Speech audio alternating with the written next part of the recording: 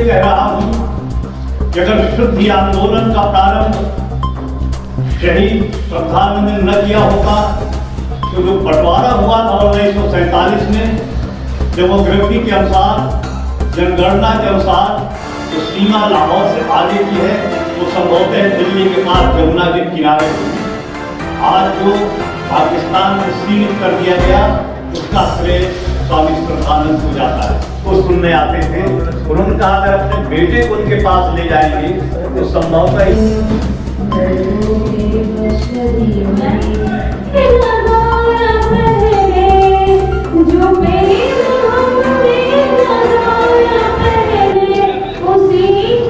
स्वामी श्रद्धानंद जी का वो जीवन था कि कोई तैयार नहीं था, तभी तैयार नहीं था। अभी उस घटना का जिक्र किया है जो दिल्ली के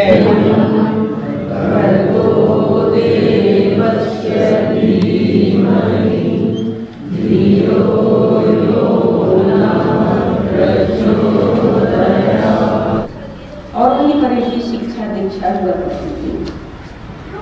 ये व्यवस्था के समय के बनारस दयानंदस्य अनुसरणम् अति कठिनम् अस्ति। श्रद्धानंदस्य अनुसरणम् अपि आवश्यकम् अस्ति।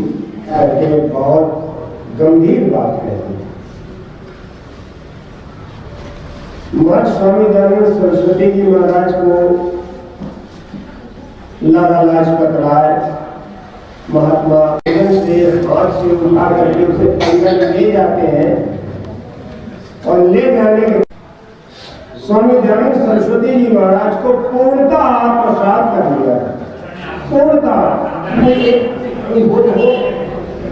सभी के बच्चे गवर्नमेंट स्कूल में पढ़ते हैं, इंग्लिश स्कूल में पढ़ाना एक स्टेटस सिंबल हमने मान लिया है। ये बात आ रही थी ईसा ईसा बोल, तेरा क्या लागे बोल, ईसा मेरा राम भैया, ईसा मेरा कृष्ण भैया। शायद कोई आगे और हो जाए, पर जामा मस्जिद के मेंबर से वो पहले व्यक्ति थे जिन्होंने वेद मंत्रों का उद्घोष किया। और चारों भाइयों का इतना अच्छा आपस में तालमेल था, पूरे राज्य को चलाया उन्होंने और रामा का वध किया। अगर गुरुकुल की शिक्षा न होती तो आपस में भाई कैसे मिलते रहते? तो कम से कम हमारे देश में जितने नागरिक हैं, ये नागरिक अपने बच्चों को गुरुकुल में पढ़ाएं, यही सबसे बड़ा उद्देश्य है। नमस्कार, मैं अर्चना और आप देख रहे हैं हंगामा टाइम्स। हंगामा टाइम्स जिस तरह से आपको दिखाता है कि आर्य समाज को लेकर के, तो वहीं पे आज हम लोग आए हैं इंदिरा नगर के आर्य समाज मंदिर में, जहां पे स्वामी श्रद्धानंद जी का जन्म दिवस मनाया जा रहा है। हमारे साथ में आचार्य डॉक्टर रूपचंद दीपक जी हैं।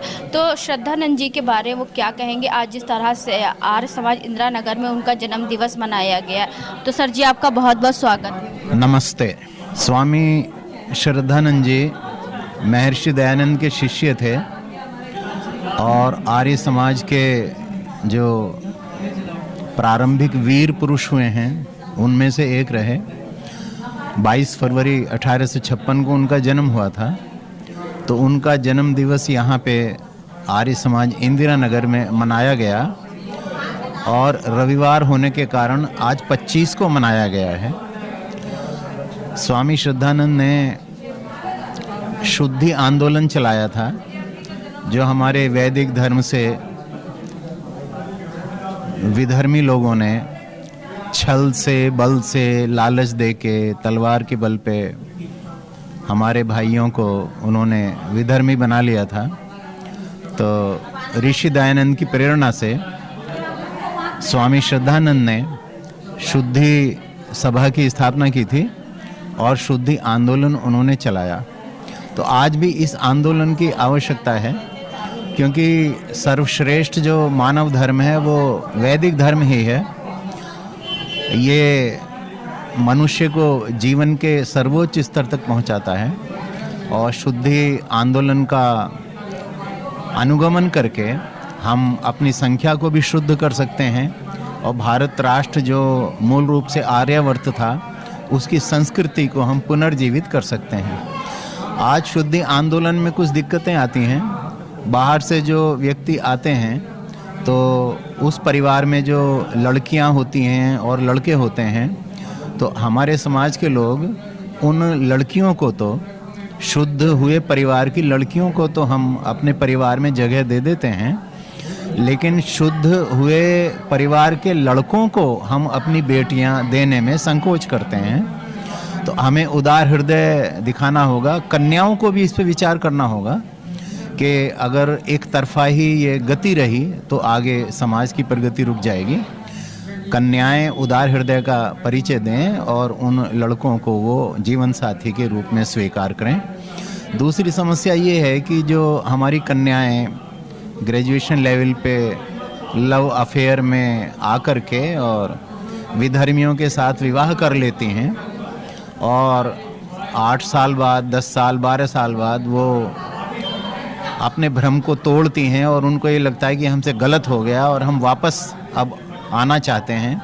तो उनके वापस आने में दिक्कत ये है कि उन कन्याओं को तो हम पुनः वापस कर लेते हैं, वापस ले लेते हैं बिना दिक्कत के, लेकिन उनके तब तक जो बच्चे हो जाते हैं उन बच्चों की शिक्षा में बाधा पड़ती है। तो हमें और उदार हृदय का प्रयोग करते हुए और उन बच्चों की निःशुल्क और अच्छी शिक्षा, गुरुकुल शिक्षा हो तो और अच्छा, उनकी शिक्षा की हमें व्यवस्था करनी होगी, उनकी जिम्मेदारी लेनी होगी।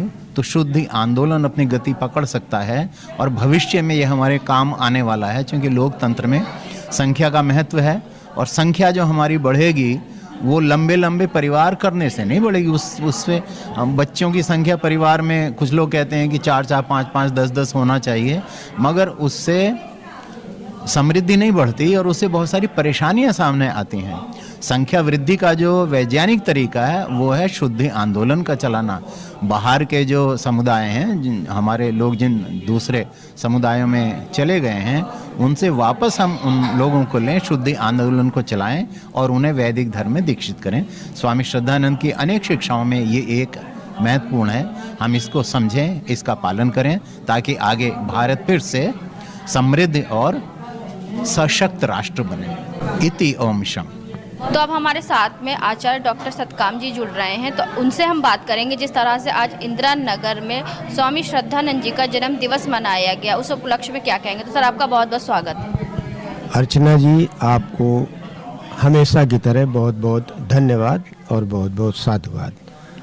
आज मुझे भी यहाँ पर स्वामी श्रद्धानंद जी के शुभ जन्म दिवस के उपलक्ष्य में आमंत्रित किया गया था और मेरा अपना विचार, स्वामी श्रद्धानंद जी महाराज के जीवन के 3 लक्ष्य मुख्य थे। गुरुकुल शिक्षा का प्रचार और प्रसार, और नंबर 2 पर दलितोद्धार, जो हमारा सर्वहारा वर्ग है उसको समाज में मुख्य स्थान दिला देना, और तीसरा जो है शुद्धिकरण। उसमें जो दलितोद्धार में स्वामी जी ने एक बड़ी महत्वपूर्ण बात कही कि हम सरकार के द्वारा या समाज में हरिजनों के नाना प्रकार की सुविधाओं देने की बात तो करते हैं, लेकिन अभी उनको सामाजिक सम्मान और प्रतिष्ठा जो प्राप्त होनी चाहिए वो निश्चित रूप से प्राप्त नहीं होती। मैं ये देखता हूँ कि बड़े बड़े पदाधिकारियों के बच्चे ह्यूमिलिएशन फील करते हैं, पड़ोस में रहने वाले व्यक्ति से तमाम तरह का सम्मान प्राप्त नहीं कर पाते हैं। तो इससे हमें स्वामी श्रद्धानंद जी के प्रति अगर श्रद्धांजलि अर्पित करना है तो हम इनको सुविधाएं न दें, लेकिन समाज के प्रत्येक क्रियाकलाप में, वो चाहे मैं कहता हूँ कोई वैदिक सत्संग हो रहा हो, यज्ञ हो रहा हो, विवाह का कार्य हो रहा हो, कीर्तन हो रहा हो, भजन हो रहा हो, ऐसे कार्यों में उन लोगों को यथास्थान बैठाना, उनका सम्मान करना, उनकी बात को सुनना और उनसे संबंध स्थापित करना, तब जा करके उनको हम निश्चित। स्वामी श्रद्धानंद जी के जीवन में जो प्रेरणा देने वाले लोग, हमारे स्वामी दयानंद सरस्वती जी महाराज नंबर 1 पे थे, गुरुदत्त विद्यार्थी नंबर 2 पर थे, और उनकी शिव देवी जो सहधर्मणी है वो नंबर 3। इन लोगों ने उनको बहुत प्रेरित किया। स्वामी श्रद्धानंद जी महाराज निश्चित रूप से हमारे स्वामी दयानंद सरस्वती जी के आभा मंडल में नंबर 1 पर स्थान रखने वाले व्यक्ति थे। स्वामी दयानंद सरस्वती जी महाराज ने को जो खाया वही इन्होंने पसंद किया, जो पहना उन्होंने जो किया वही ये करना चाहते हैं, अर्थात उनके जीवन को पूरी तरह से इन्होंने आत्मसात कर लिया है। और निश्चित रूप से उनको सच्ची श्रद्धांजलि देने के लिए हम भी स्वामी श्रद्धानंद जी महाराज को आत्मसात करें, अपने बच्चों को गुरुकुल में भेजें, उनकी तरह पहने, उनकी तरह ओढ़ें, उनकी तरह रहें, तो ये उनके प्रति सच्ची श्रद्धांजलि होगी। इसके साथ मैं आपको वाणी को आपको धन्यवाद देता हूँ कि आपने मुझे समय दिया। धन्यवाद आप। तो ये थे हमारे साथ में डॉक्टर सतकाम जी, और भी कुछ लोग हैं यहाँ पे, तो उनसे हम बात करेंगे। तो हमारे साथ में कर्नल अनिल आहूजा जी जुड़ रहे हैं, तो उनसे हम बात करेंगे। आज जिस तरह से स्वामी श्रद्धानंद जी का जन्म दिवस मनाया गया पूरे हर्ष उल्लास के साथ में, तो सर जी क्या कहेंगे?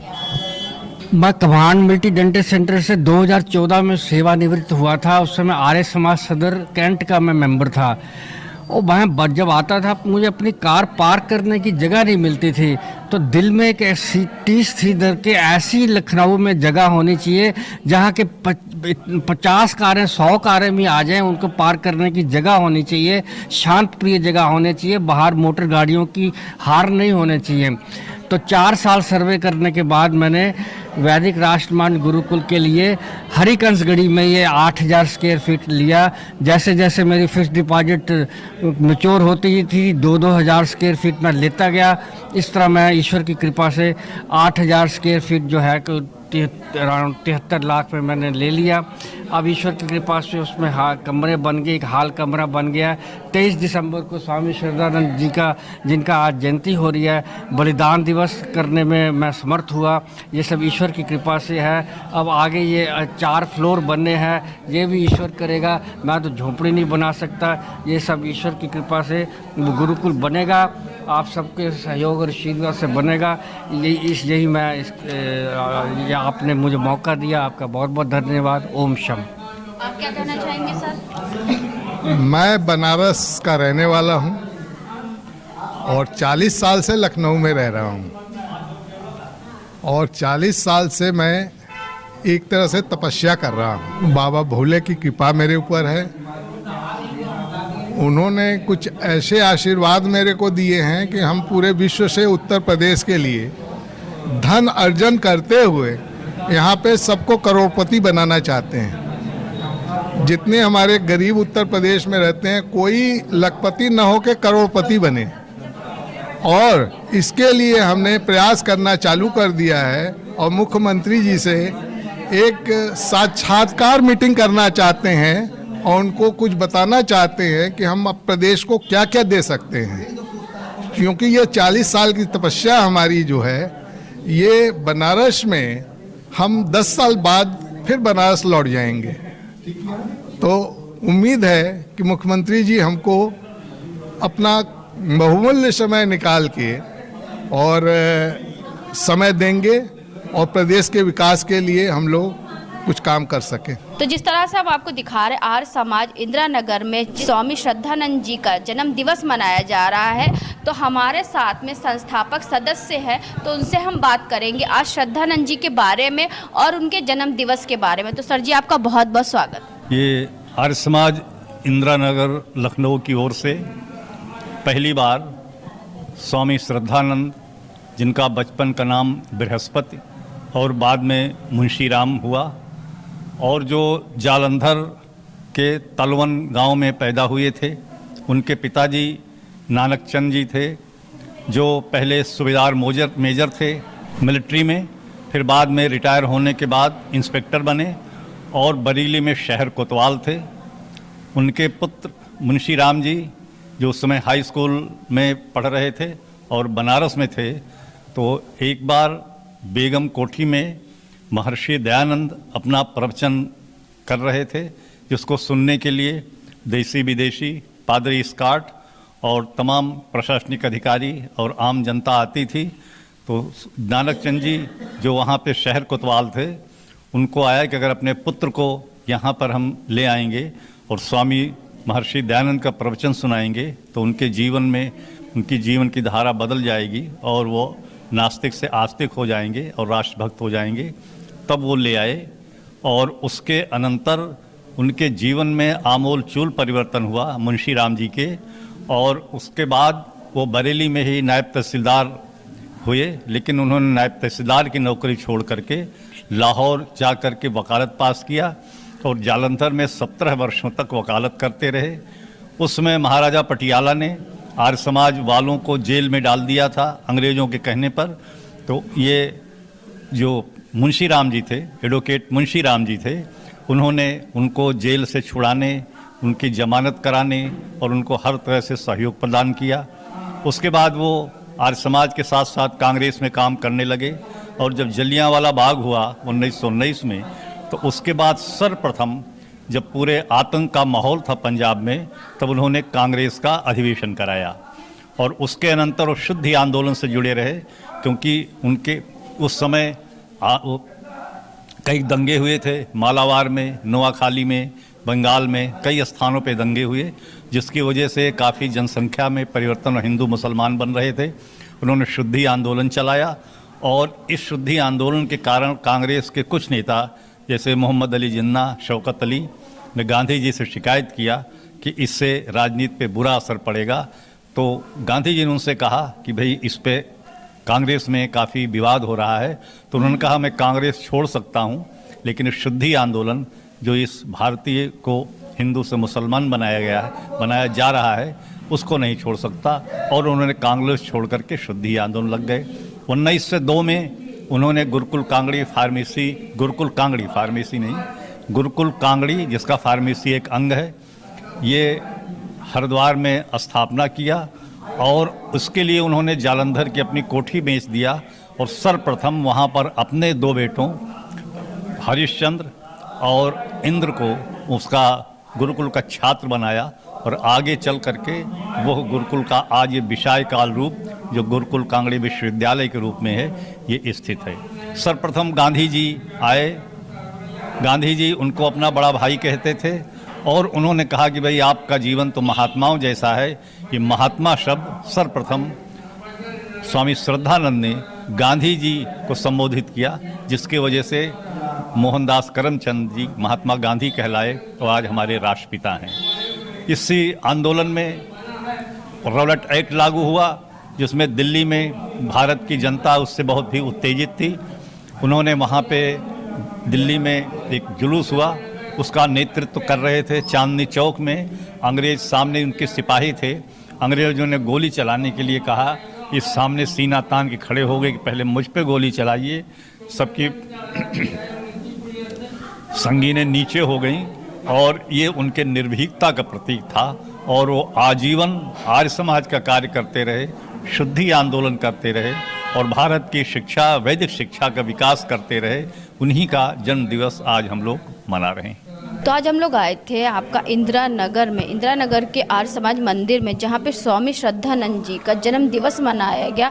बहुत ही हर्ष उल्लास के साथ मनाया गया, जहाँ उनके बलिदानों को लोगों को याद दिलाया गया और साथ में उनके बलिदानों पर एक गर्व भी करा गया कि किस तरह से स्वामी श्रद्धानंद जी ने अपने जीवन को देश के लिए बलिदान कर दिया। साथ में अपने जीवन को ही नहीं, अपने तन मन धन और अपने परिवार को भी देश में लगा दिया। जिस तरह से स्वामी श्रद्धानंद और स्वामी दयानंद जी को हमेशा आगे बढ़ाने के लिए और उनके बलिदानों को आगे बढ़ाने के लिए आर्य समाज हमेशा उनके बलिदान दिवस और उनके जन्म दिवस पर अनोखा कार्य करता रहता है। वैसे ही आज मनाया गया इंदिरा नगर में 25 फरवरी को स्वामी श्रद्धानंद जी का जो है आपका जन्म दिवस मनाया गया। तो हमने यहाँ पे आए हुए मुख्य आचार्यों से बात करी, जिन्होंने बताया स्वामी श्रद्धानंद जी ने कितना बलिदान किया हमारे देश के लिए। तो ऐसे हम आपको दिखाते रहेंगे कि आर्य समाज किस तरह से आगे बढ़ रहा है और किस तरह से स्वामी श्रद्धानंद जी के विचारों को जन जन तक पहुँचा रहा है। तो इसी के साथ मैं अर्चना आपसे इजाज़त लेना चाहूँगी। धन्यवाद, बने रहिएगा हंगामा टाइम न्यूज़ चैनल के साथ।